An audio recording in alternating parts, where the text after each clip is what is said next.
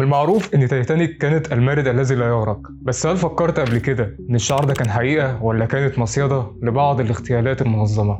انا عصام عبد الحميد وده المفيد.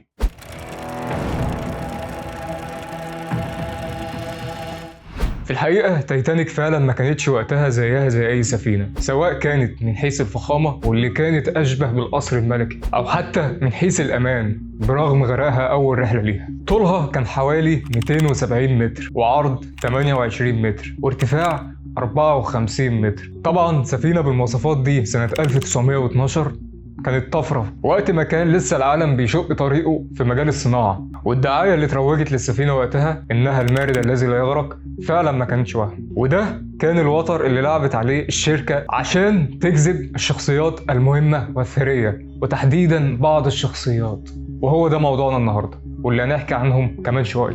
بعد ما اعطيتك نبذة عن السفينة خلينا نعرف ايه هي قصة المصيدة. في نظرية بتقول ان تايتانيك كانت مجرد مصيدة من مالك الشركة المصنعة اللي هو جون بيربونت مورجان، عشان يجذب بعض رجال الأعمال عشان يتخلص منهم لمصلحته الشخصية. جون مورجان وقتها كان من أغنى رجال الأعمال في المجال المصرفي، واللي كان ملقب ساعتها بنابليون وول ستريت. وقتها كان متحكم في المجال المصرفي تقريبا في أمريكا، وكان عايز يأسس بنك فيدرالي احتياطي بالتعاون مع عائلة روتشيلد البريطانية بهدف السيطرة على المجال المصرفي والتحكم في الدولار.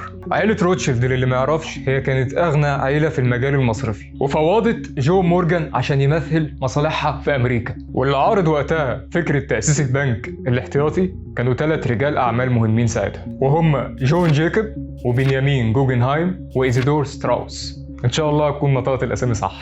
بشكل او باخر نجح جون مورجان ان هو يجر رجليهم ان هم يكونوا على السفينه في اول واخر رحله للسفينه. وعلى فكره جون مورجان وقتها كان حاجز لنفسه جناح على السفينه، بس ده كان ستار عشان هو لغى رحلته قبلها بمده قصيره بداعي انه مرض فجاه. بعض المؤرخين اكتشفوا ان كان ممكن يتم انقاذ السفينه، او بالاصح انقاذ ركاب السفينه، من خلال سيناريوهين. السيناريو الاول ان تايتانيك كانت مصممه انها تشيل 48 قارب نجاه، في حين انها ابحرت ب 20 قارب بس، وال 28 قارب التانيين اتشالوا بحجه السماح للركاب ان هم يشوفوا جمال البحر. بالمناسبه ال 20 قارب اللي ابحرت بيهم السفينه وقتها كانوا اكتر من تعليمات الشركه المالكه لتايتانيك، واللي كان صاحبها خلينا افكرك جون مورجان. عدد اللي تم انقاذهم باستخدام القوارب كانوا حوالي 706 راكب من اصل 2223. طبعا الارقام دي تقريبيه. بحسب تعليمات قبطان السفينه ادوارد سميث كانوا اكتر الناجين كانوا من الاطفال والنساء. طبعا حضرتك من خلال معرفه عدد اللي تم انقاذهم ب 20 قارب نجاه اكيد فهمت ان لو كان موجود ال 28 قارب التانيين كان هيتم انقاذ عدد اكبر بكتير، او انقاذ الركاب كلهم تقريبا، وهيبقى في مكان كمان لو حد غرقان في السكه ولا حاجه. السيناريو الثاني من احتماليه انقاذ عدد ركاب اكبر بكتير من السفينه هو وجود سفينه بالقرب من تايتانيك وقت الغرق اسمها اس كاليفورنيان، واللي كان قائدها ستانلي لورد. كانت المسافة بينها وبين تايتانيك حوالي 17 ميل تقريبا، واللي كان ممكن توصلها في دقايق. بحسب اللي اتقال بعدها من ضابط المراقبة لسفينة اس كاليفورنيان انه بعت رسائل انذار لتايتانيك عشان تخفف سرعتها لانها داخلة على منطقة جبال ثلجية. بالرغم ان قبطان سفينة تايتانيك ادوارد سميث كان قبطان مخضرم متمكن، الا انه اصر ان السفينة تبحر على نفس سرعتها. وزي ما قلت لك ان ضابط مراقبة سفينة اس كاليفورنيان واللي كانت قريبة منها وقتها بعت رسائل تحذير لعامل التلغراف لسفينة تايتانيك واللي هو جاك فيليبس، واللي رد عليه رد مقنع الصراحة. قال له اخرس انت بتشوش عليا، عشان وقتها كان بينقل رسائل ركاب السفينة. صباح يوم 15 ابريل سنة 1912 وبعد احداث اصطدام بجبل الجليد ده، لو كان ده فعلا سبب الغرق، جاك فيليبس وقتها بعت رسائل استغاثة للسفن القريبة من تايتانيك واللي كان أقربهم اس كاليفورنيان. اكتشفوا بعد كده من خلال لجنة تحقيق اتفتحت بعد الحادثة إن سفينة ستانلي لورد وقفت بسبب إن هم في منطقة جبال ثلجية، وبالتالي ما استقبلتش أي رسائل استغاثة من أي لاسلكي. بعد حوالي نص ساعة من الاصطدام وإدراك طاقم سفينة تايتانيك إنها فعلا بتغرق، بدأوا يطلقوا صواريخ استغاثة. وفعلا ضابط مراقبة سفينة اس كاليفورنيان لاحظ الصواريخ وفورا بلغ قائد سفينته. ستانلي لورد ساعتها سأله عن ألوان الصواريخ وجاوبه وقال له كلهم أبيض، يعني استغاثة. بالمناسبة اللي ما يعرفش ألوان الصواريخ فهي تعتبر لغة في البحر، بحيث إن في ألوان صواريخ للتعريف بهوية السفن وفي ألوان لتحية السفن ببعض وهكذا. المهم بعد ما ستانلي لورد عرف إنها صواريخ استغاثة ما اداش اهتمام، ولسبب محدش يعرفه دخل نام. بعدها اتضرب أكتر من صاروخ تاني لونهم أبيض، بس ساعتها ضابط المراقبة ما رجعش يصحيه تاني. تقريبا كده اللورد كان صعب شوية مع ضباطه. في الحقيقة محدش يعرف إيه سبب تهاون ستانلي لورد بالحادثة، خصوصا إنه كان أقرب سفينة لتيتانيك، إلا إنه فضل مكانه وما اتحركش غير بعد غرق السفينة بشكل كامل. زي ما قال المؤرخ ليزلي ريد: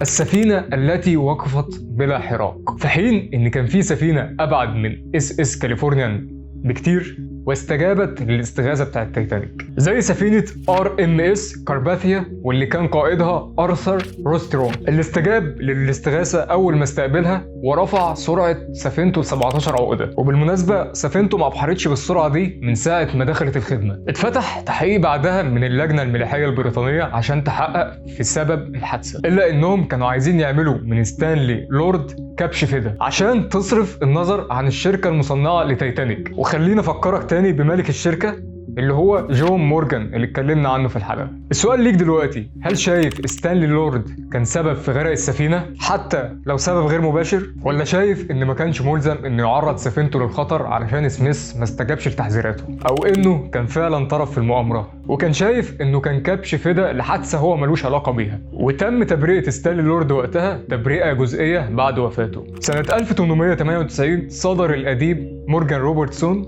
رواية باسم حطام السفينة تايتان. الرواية دي بتحكي نفس تفاصيل حادثة تايتانيك بالظبط، حتى تطابق مواصفات سفينة الرواية بسفينة تايتانيك، ودي كانت من الحاجات اللي بتقوي نظرية تدبير الحادثة. خليني أسأل حضرتك سؤال: هل الرواية دي كانت مجرد وحي خيال من كاتب، ولا كانت تسريب لخطة مدبرة من منظمة أنا وأنت عارفينها؟